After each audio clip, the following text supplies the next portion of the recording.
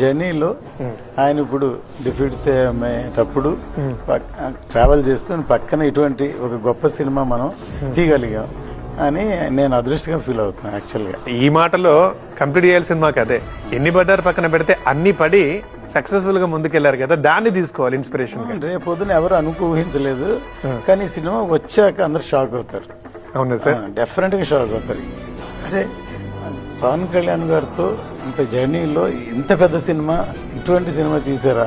Cinema కథకు సంబంధించుకున్నాయి, periodic కదా sir ఇది. అవును, మొఘలుల కాలం అంటున్నారు, ఇది నిజమేనా? ఎస్, మొఘలుల కాలానికి సంబంధించిన 17th century, 16 సంథింగ్.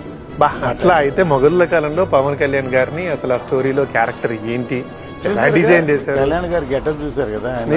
ఆయన ఒక చాలా మంది ఆర్టిస్టులు డిఫరెంట్ డ్రెస్లు గెటప్ వేస్తారు, కానీ ఆయనకేమో ఇది ఆయన టైలర్ మేడ్ లాగా ఆయన అసలు దాంట్లో ఫిక్స్ అయిపోయారు.